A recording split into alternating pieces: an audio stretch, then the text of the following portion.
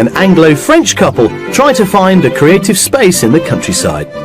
We uncover some rather personal details. Well, I thought you would fit in here comfortably. You won't be able to wear your high heels then. And discover the perfect hideaway. We will buy the barn. You've got your perfect house. Well, today we are in Worcestershire, in the grounds of Wood Norton Hall, and this now dilapidated hut is one of the few surviving clues as to its wartime past.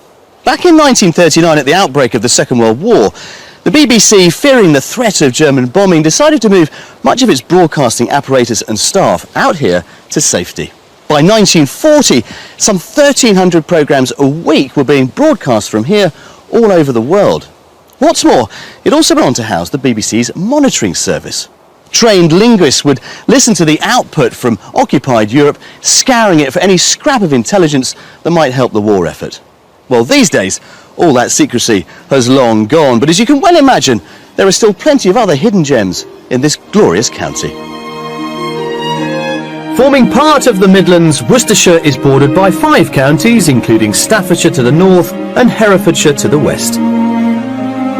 One of the county's natural gems are the Malvern Hills, and although they only cover 3,000 acres, they provide a hugely diverse landscape and include the wild expanse of North Hill, which descends to the secluded valley of the River Teme.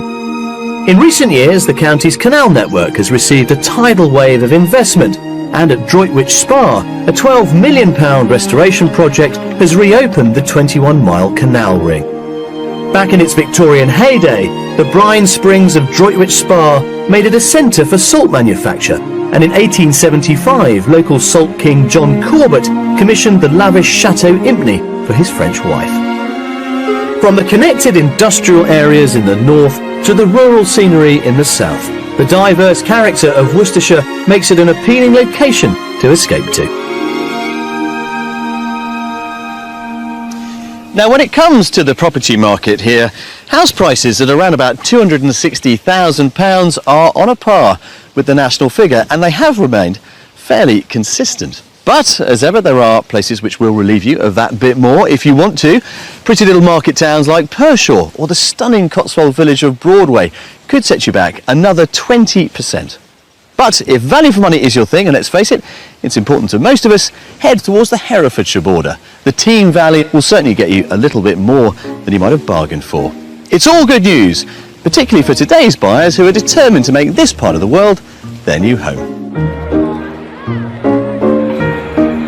John and Dominique have lived on the outskirts of Oxford for the past 11 years, but feel that the time is right to head for the hills and start a new chapter in their lives. We met in Scotland over 40 years ago, and we've now been married for 39 years. Well remembered. Dominique has recently retired from teaching. I retired 7 years ago? 8 years ago, I think. 8 years ago. And both our sons now have a 3 on the front of their age. So it is perhaps time for us to look at the next stage of our life and embrace a new project. And living on an estate close to a city is no longer an option. I want to move from the noise, the traffic, the bustle, the looking at your watch all the time, that sort of thing. England on a sunny day, if you're in the countryside, it's the most beautiful scenery that you can imagine. You don't need to travel anywhere. It's fantastic. So it would be lovely to live in the middle of that all. Indeed. For John, it's an opportunity to move back to his home county. I was born in Worcestershire, and Worcestershire has always attracted me as a county, and my family, some of my family still live there. So it's that combination really of almost going back to my roots, as well as going back to much more of a rural environment.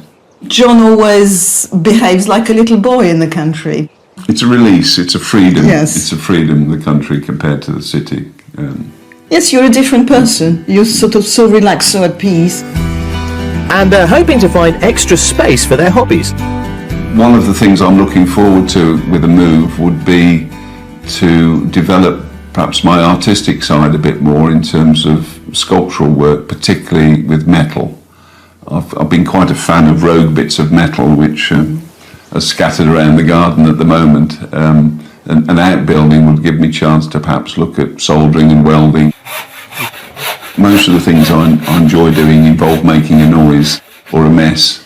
I've always been interested in sewing, particularly with curtains, blinds, cushions. I've started doing a little bit of silver jewellery when I can see myself sort of doing a bit more from home rather than having to go to classes. If I could have a little studio to make some jewellery, that would be lovely. So how much do they have to finance this Worcestershire move? The budget for the move is £650,000. John and Dominique have asked us to focus our search in the south of the county. But before we get started, I'm meeting them on Worcestershire turf to find out what it is they're after from their new home. Well, Dominique, John, welcome to Escape to the Country and to Worcestershire. Now, there's one factor that does concern me slightly, John, and that is how tall you are. Just tell us how high you come to. 6'6" on a good day. 6'6" with a good breakfast inside you. That is going to preclude many of the properties that are out there that we would ordinarily show you. Low beams are out. Perhaps the small black and white cottage is out on this occasion. I would think so. Well, fortunately, we're not that keen on that sort of property anyways. Well, tell us what you are keen on. I like airy properties. I need light and sort of a downstairs space. And a nice garden, a nice sort of space outside. Outbuildings would be wonderful. 3 bedrooms as a sort of minimum. Yeah. A big kitchen. Yeah. I like a big kitchen. To get you what you're after, because of the kind of size of property physically that we need to actually fit you in, we're going to have to travel fairly far and wide. We might even do a bit of border hopping outside of Worcestershire. How do we feel about that? Absolutely fine, yes. I'm all for discovering new areas as well. Now, just remind us of the budget. Has it changed at all? We talked initially of 650,000, but we can stretch to 700 if everything is in there. If there's some project work needs to be done, it would need to be done within the 700,000 total figure. Well, I think we've got 3 very interesting properties to show you, including our mystery house, which is a real classic. I can't wait for you to see that one. So without further ado, let's finish our coffees and juice and get going. Lovely, can't wait. Thank you.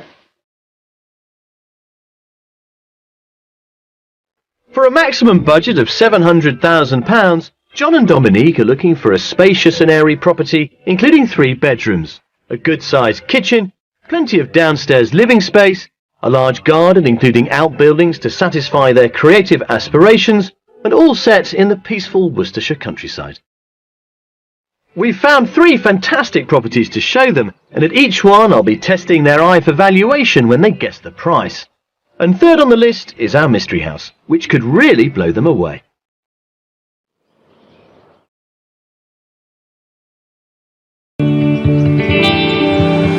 Now, Dominique, it's interesting really because obviously John knows this part of the world well, and clearly you're no stranger to Britain. But you grew up in Paris, is that right? Yes, that's correct, yes. And do you think there are big differences between rural life in Britain and rural life in France? I hope so. Why do you hope so? Because I think true rural life in France is very rural.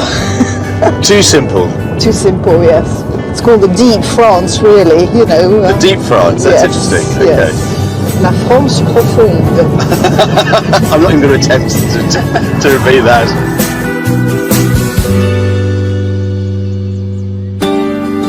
Bearing in mind their specific requirements for a home and John's height, we're casting our net far and wide, starting in the east of the county in the village of Kington. A few minutes down the road is Inkbarrow Village, thought to be the inspiration for the Radio 4 series The Archers. Beside the green sits the church, dating back to the 13th century and one of its 2 traditional country pubs, along with the post office and local store for the basic everyday supplies. On the fringe of Kington Village is house number 1, a period barn conversion with views across the open countryside. So there we go. What do you think of that, Dominique? Very nice. I love it. Looks very friendly and welcoming. I mean, you're responding very nicely to this one, but what does John think? I'm holding all my questions. Very keen, very intrigued. Let's see what you think of the inside. Converted in the early 90s, the property has been architecturally redesigned, hopefully delivering the light and space thereafter. Okay, Dominique, there we are. Is this big enough and light enough? It's very nice, yes. Very fresh, like the colour. And you've got this nice sort of dining area here, a little bit of sort of sitting room around the corner there too. Yes, it's got a good feel, definitely. Yes, I like it. Good. Very much so. Very much. And Worcestershire is outside the window. Absolutely. As much of it as you want to look at. Classical Worcestershire. Yes. Well, let's continue this way. So this is the dining room. Again, lovely views out Nice there. little separate room. And then this is your principal living room. Oh, interesting. in. Now this is what I want to see. Will I get under the bed? My brother wouldn't be able to visit. Brilliant. Yeah, it all works. Oh, look at those beams here. Yeah. So you've got this nice kind of mixture of the very contemporary look in the kitchen, and then you drift through to the older bit. I like that. I like the mixture, definitely. But all the wood is original from that barn? Or? It is, yeah. Well, I thought you would fit in here comfortably. Plenty of headroom. Yeah. You won't be able to wear your high heels, though. Right, come on, let's go this way. The building is essentially one long line of rooms, all leading onto one another. There is a guest bedroom with ensuite at one end and 3 bedrooms at the other, comprising 1 double and a single, and both served by the family bathroom. And then there's the master. Yep, straight onto the garden. Again, very light. Yeah, lovely, isn't it? Yes. 2 aspects. Could be slightly bigger for us because we have a huge bed. Well, you have a choice. You know, there is the one at the far end. Maybe that's a bit bigger Yes, for you. yes. That is ensuite, as indeed is this one. Nice shower room and so Oh, on. yes, that's lovely. Yeah, I like the colour scheme. Very, very nice, yes. There is one thing that we haven't discussed yet, and that is the outside space. You wanted nice big garden and some outbuildings. We've got plenty of Very both. keen to see it. Come and have a look at these. There is extra living space in the study, and a utility room sits off the kitchen. The grounds of the property total around 3.5 acres, with a formal lawn garden looking out over a paddock. There's also a stable block that could work as a workshop. So let's get your thinking caps on and think about the money. You go first. As long as you're not teasing us, I'll say 675. 675, yeah, Dominic? That's a bit less, 650. Well, I'm afraid you're both wrong. It's 645. Ah. Yeah. There's a lot on offer with this one. Yes, a lot to think about. Yeah. Right then, off you go. And I will catch up with you a little bit later. Thank you. House number 1 comes in well under budget at £645,000 and offers them 4 bedrooms, including 2 ensuite doubles, a huge kitchen breakfast room, a large garden, a stable block for possible conversion into workshops, and all with views overlooking the Worcestershire countryside. The kitchen's very good. It's probably my favourite room because I think as you come in it really feels spacious. I think in a way I lack that sort of feeling when I go into other rooms. The idea of having to go through the dining room to go to the lounge, to go to the bedroom, is a slight issue for me, I think. The house itself, disappointed slightly to see it was single story. No problem with the height of the rooms, a good half-inch clearance on the main beams in the lounge area. If I was to perhaps score it, the land, the outside space is a 9, 9.5. The house probably 6 to 7. How are we doing then? Very well. You wanted a view, you wanted Worcestershire, there it is. Yes, that is a view. I think this is a really interesting one to start with. It certainly put a smile on your face. Well, you've set a high standard. Good. Not quite sure what you're thinking. Well, I'm always more cautious. I like to think things a little bit, but Every man needs a cautious woman. There you go. Never a true word spoken. Come on, let's go.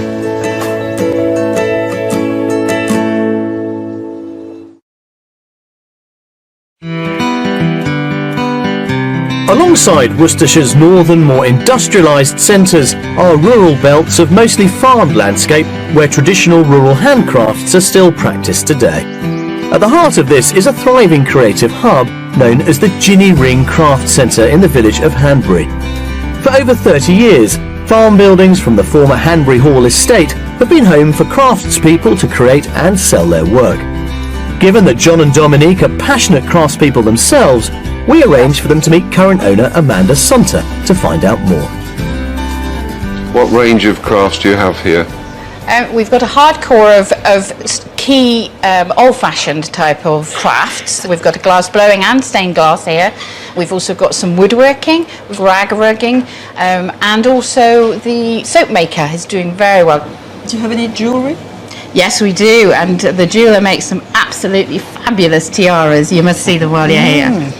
Can the public come and learn the skills? Absolutely. A lot of the craft units will run one-to-one type workshops, but today we're going to introduce you to Philip. He is our woodworker, and you're going to come and have a look at what he does. One of the skilled craftsmen working from the centre is Philip Baldwin, who is carrying on the family tradition of handcrafted woodwork started by his father in the very same workshop. So Philip, where do you get the wood from? I get it from all over the world, locally if possible, South America, Africa, anywhere that's got a nice coloured wood with grain and nice characteristics to work with. Do you have a type of wood you prefer to work with? I like to work with yew and walnut. They have a good variation in colour and relatively easy to work with. It's time for John and Dominique to show off their craft skills. The trees have been cut from Philip's design using a fret saw, and they're going to work on stage 2, adding definition to the trees using an electric carver to chamfer the edges. How long would you be spending doing this on that sort of piece of wood? I'd normally do it all day, so I'd do probably 10 trees maybe. I think it's your turn now, Dominique. Okay. There are 4 main processes: cutting, carving, sanding and finishing. The cutting alone takes around an hour per tree, so Philip works in batches of 10. I knew you'd be better than me. Once carved and sanded, it's the finishing process, dipping the trees in Danish oil for a matte finish. John and Dominique seem quite happy to carve themselves a future here, but time now to get back to our property hunt and find them a creative space of their own.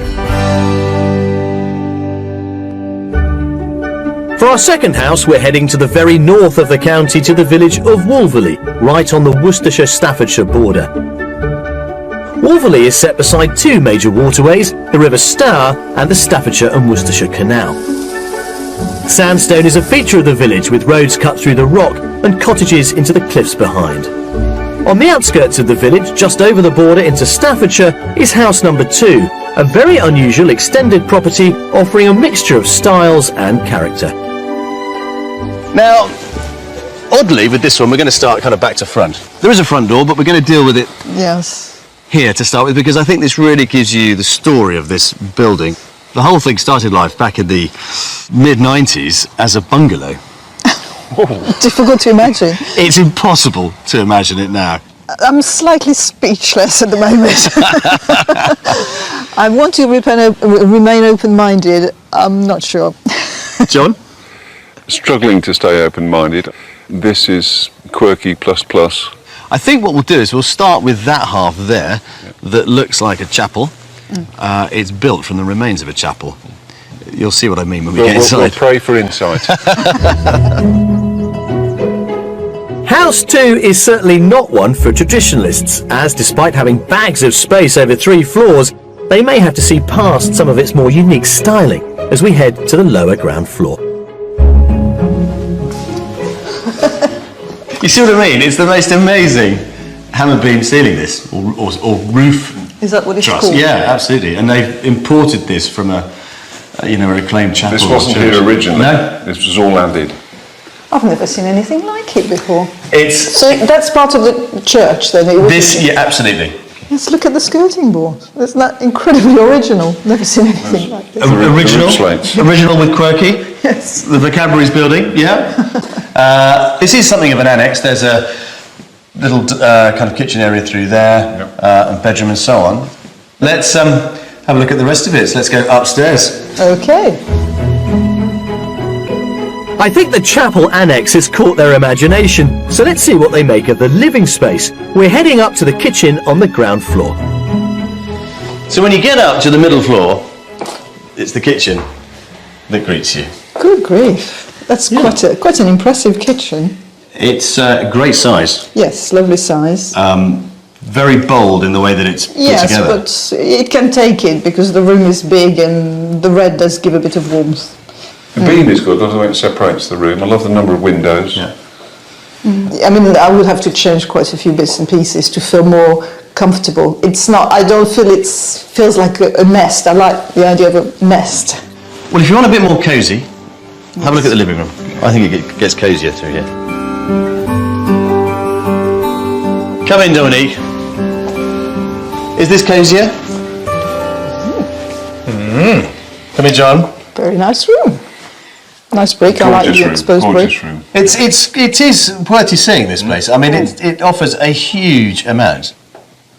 So eclectic. This is wonderful. Eclectic. No, this is good. Quirky, original, eclectic. I think we've cracked it. I particularly like the split level. I think it's a very adventurous way of living and lets you imagine living in the room. Well, let's have an explore. Come and have a look. I mean, it's bigger down here than it is up there, I think. You know, as garden rooms go, I mean, This is a party room. it really is a party room. Can you see that little gallery out there? Yes. That comes off of the master bedroom. So that's probably our cue to go upstairs. Yes, please. Yeah? Follow me. A study, the fourth bedroom and shower room complete the ground floor. Upstairs, a spacious family bathroom with corner bath serves 2 double guest bedrooms and the master. So we're thinking that this would be your room.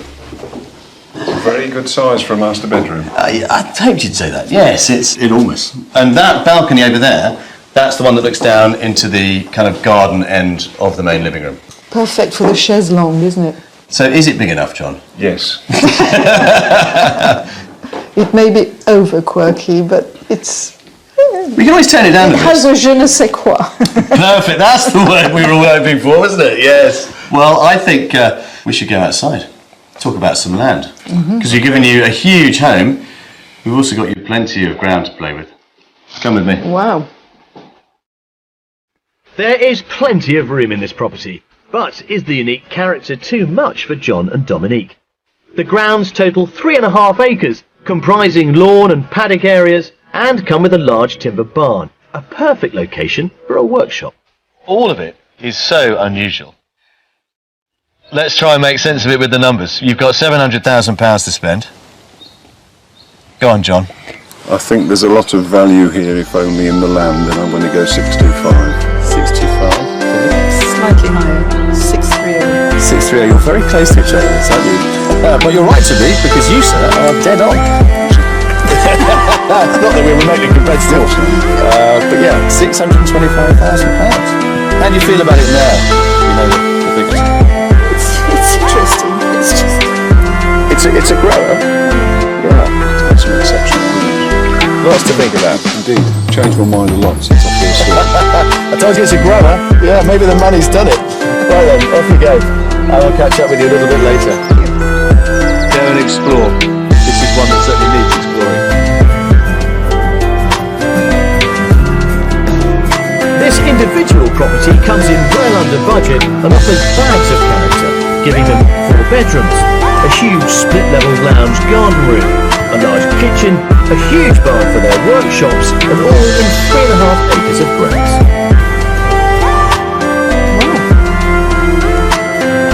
What a fantastic space. Absolutely stupendous. I like this very Superb. much. Or buy the barn. You've got your perfect house. It's a very unusual property, and I think you need to keep the sort of the eclectic side of the property to give it justice. And I'm not sure we're the right people for this, because we're very traditional people. split level lounge, very nice, wonderful room, good party room, the best room in the house without a doubt. The barn itself was absolutely tremendous. You could not have a better barn. After you, madam. Thank you. After you, sir. Thank you, Jules. Well, you did say it was worth coming. It was. Look, at last. At last. I'm almost the same height as you. Almost. Come on, let's go.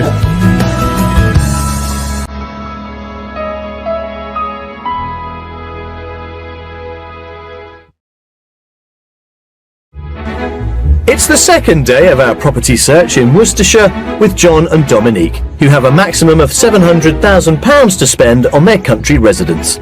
Coming up, the Mystery House delivers more than one superlative. Woo! Yeah. What a magnificent room. Can I add another one then? Magnificent. And I visit the scene of many a childhood ambition. Now, my understanding of what happened yesterday is more or less along the lines of they loved the land, but they weren't overly wowed by either of our properties. So for our Mystery House, we really have got to pull out all the stops. We're going to forget about land. We're going to put all our money into property and run for home. This is a Mystery House I really do think they're going to love.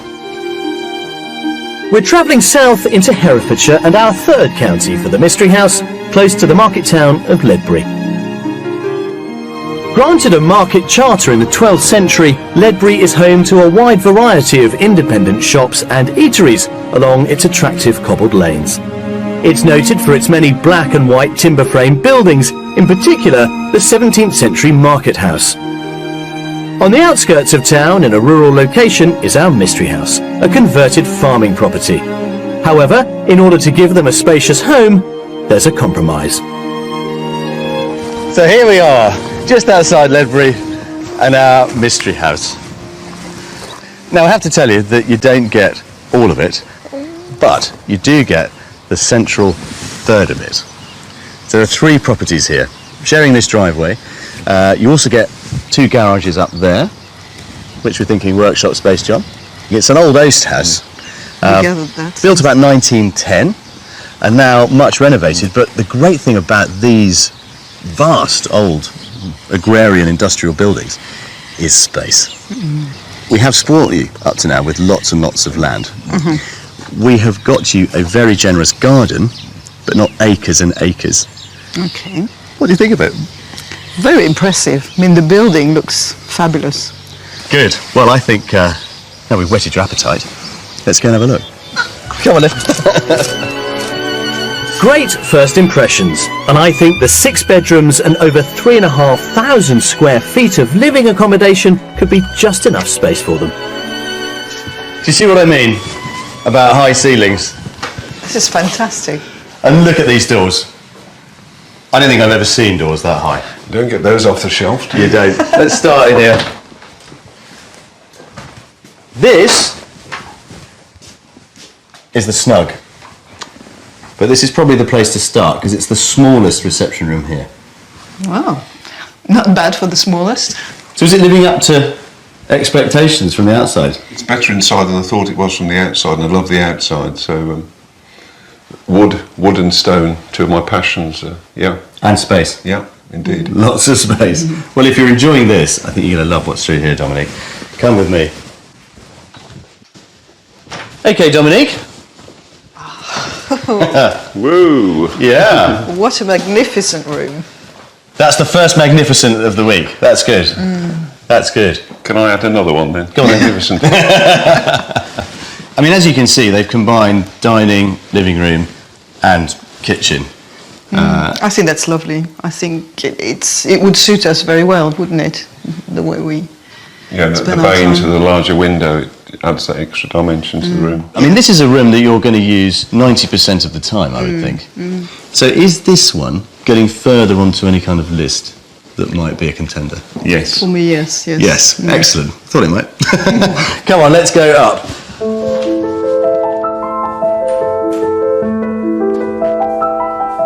The Mystery House seems to be wowing them, and we've still 2 floors to go. On the first, there are 2 double bedrooms served by a family bathroom with a double-ended bath. And of course, there's the master. This is the master. That is incredible. It gets better. This is huge. This is... Yeah. There's a dressing room in there, which is currently a study, but I would suggest probably more useful as a dressing room to you. Lovely views out there. And then you've got an ensuite in here. Got a double shower and so on. Excellent. Yeah? Yep. Absolutely. The love it. space, I love the it. light, the warmth of the wood, it's very, very impressive. Well, it's not over yet. Let's go upstairs. Come on the top floor. There's only one more floor. Only one more. Yeah. They're clearly blown away by the sheer scale of this property, and there's more to see on the second floor, with bedrooms 4 and 5 both doubles with ensuite next to bedroom 6. So I guess it poses the question, what are you going to do with all these bedrooms? And we were thinking maybe this would be a nice kind of studio. I think you're right. the Because you have craft. the light sort of in the roof there. Yeah. There. Craft room or a Yes. man's room. Crafts room. Craft room then. Yeah. Consider yourself told, John. I mean, you have got the double garages outside, Exactly. don't forget. But yeah, I mean, you've got so many choices here. That's what's nice about it. Definitely. Yes. Okay, well, let's get outside into that sunshine, look at the garden, and we'll start to think about the price. Have a poke in the garage. Might let you have a look in the garage. A bit later on. I think they might just have fallen for this splendidly roomy home. The question is, will the gardens be enough for them? Last but not least, the garden and the views beyond. Now, we said at the outset we weren't going to give you acres and acres. With all this to play with, does it matter anymore? We could cope with this size garden. It is a lovely garden. It's well laid out and with the field at the back. Yeah. You get the view and that's for free. But you don't get that for free. So, now what's coming next then? Dominique, it's your turn, I think. 670. 670,000, yeah, John? I was thinking higher, Yep. but I want it to be lower. All right. So I shall say 685. £685,000. You're quite good at this, you two, aren't you? This is on the market for 675. That's put a smile on your face. I thought you would push it right to the top of the budget. Well, it's comfortably underneath your £700,000 proposed maximum spend, and what a house. You know, I get the feeling it just kind of fits you. Yes, it certainly felt very It good. was love at first sight, I'm afraid, yes. But don't be afraid. Well, that gives it away, doesn't it? Well, let this love affair continue. Off you go. Go and have a good old look around.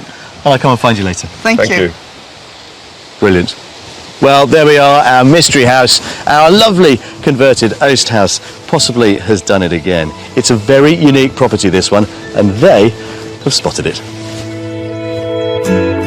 The Mystery House is under budget at £675,000 and comes up trumps with plenty of space, including 6 bedrooms, one as a possible craft room for Dominique, a massive open-plan kitchen, dining and living area, a separate sitting room, a double garage for John's workshop, a manageable garden, and all looking out over the wonderful Herefordshire landscape.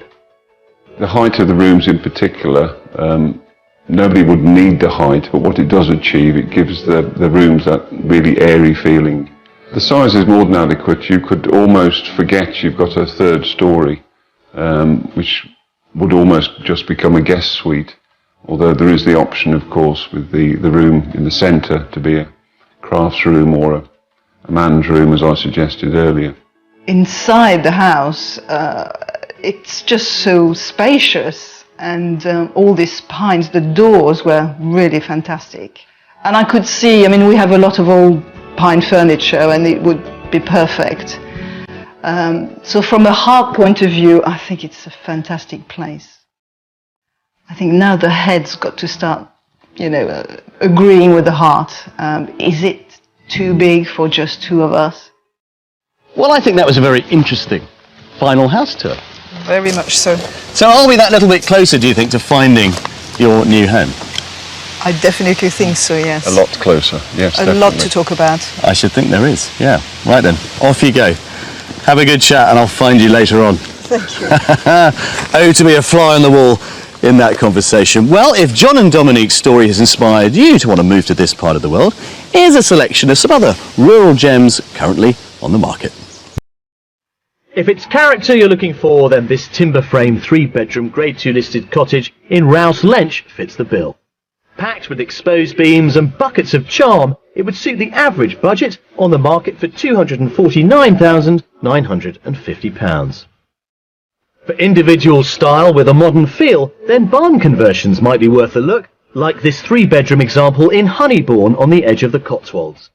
Making the most of its wood and stone features, it's on sale for £384,950. And should you hanker after a grand country residence, then maybe this converted 4-bedroom farmhouse in Bickmarsh hits the spot. Brimming with reclaimed brick and timber features, it has a price tag of £575,000.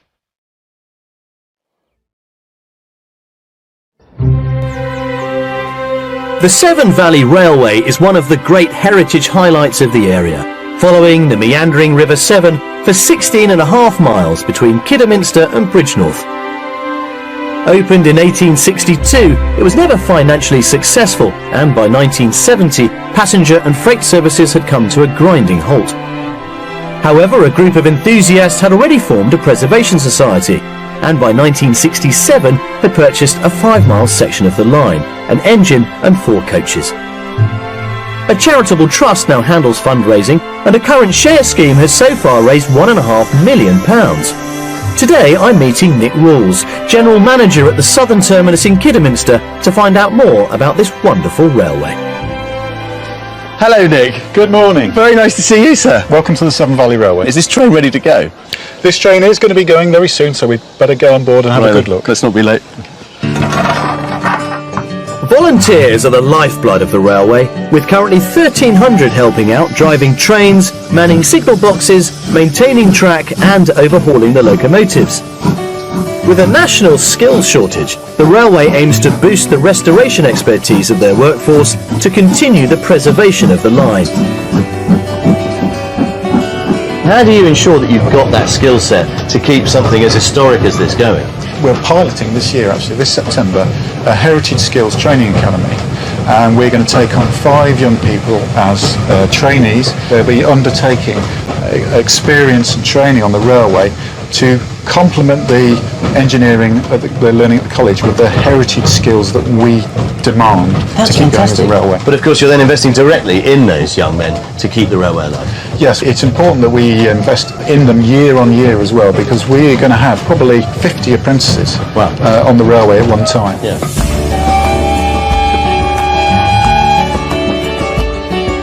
Thank you. I'm getting off at Bridgnorth Station over the border in Shropshire, and home of the Boiler Shop, where the restoration of the engines takes place and where new apprentices will be learning their craft. Boiler manager Duncan Ballard, who started his career as an apprentice 18 years ago, has agreed to show me around. How important do you think these apprenticeship schemes are? Massively. I mean, you could sit and show people books all day long. At the end of the day, you're only going to learn by being exposed to the job. You know, to actually have a feel for it, have a go, learn the hard way when something goes wrong. Use your own mind, you know, a bit of initiative. But the thing I love is that you're not just resurrecting these skills, you're resurrecting these locomotives. I mean, for example, that one there, how old is it? That one's from Dunrobe, and that's 1895. 1895, so well over 100 years old. Yeah, it's a time capsule. But you're bringing these skills together and keeping everything going. Yeah, and we're also using the skills they were using in 1895 to preserve it. Well, it's an absolute credit to you, and I think the apprenticeship scheme, I can only celebrate. I think it's just a fantastic idea. It says a lot about the railway and its vision. Congratulations. Okay, thank you. We wish the Academy great success in developing new talent with old skills to keep this wonderful railway chugging through the heart of the Worcestershire countryside for years to come. But time now, though, to return to our property search and catch up with our house hunters. Well, John and Dominique have been thinking long and hard about all the properties we have shown them, and I'm hoping they're getting towards some sort of a decision. But in this case, I'm beginning to wonder if decision is the right kind of word. Maybe it's more of a confirmation. Let's go and ask them. Well, Dominique, John, here we are at the end of our house search. It has flown by. And we started off with up to £700,000 of your hard-earned money to spend and high hopes for a new home in the countryside. We've given you 3 very interesting properties. Question is, have we found the perfect one? You may well have done. Can I take a flying guess as to which one it might be? Do that. Let's see. The mystery house. I think you're right. You yes. are clairvoyant. Okay, I mean, properties 1 and 2, were both very different, shall we say. The second one, I think you described as eclectic. I did. We had quirky in there as well. Our first one, much more traditional, I suppose, in some respects. But it's the mystery house. What did it? The house itself has got so much character. The architecture is so interesting. The space in the house is fantastic. Yeah. The lounge in particular, well, this sort of open lounge, kitchen, diner, overlooking the garden. I can see myself living there. The master bedroom, it was just incredible, just being on the landing and sort of this opening onto the bedroom. It was very special. So the question I must now ask you is what happens next? Try to sort of use our head over the heart, because the heart was sort of, totally overcome, and yes, but is it too large for us? A few questions like this, but very tempting. So we started off looking in Worcestershire and we've ended up in Herefordshire. Who'd have thought it? Yes. But as ever, let us know how it goes. No, thank you very much. It was a very good experience. Our pleasure. Thank you.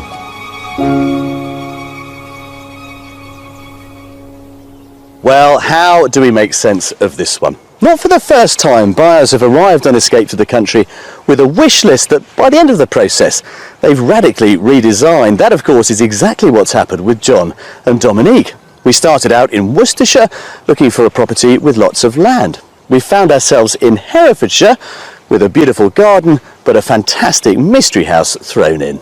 And I'm crossing everything that very soon they will call it home, which is exactly where I'm now going. And it's that way. Although our buyers fell in love with the mystery house, after much deliberation they concluded the house had too much space inside and not enough outside. They're continuing their search in the area.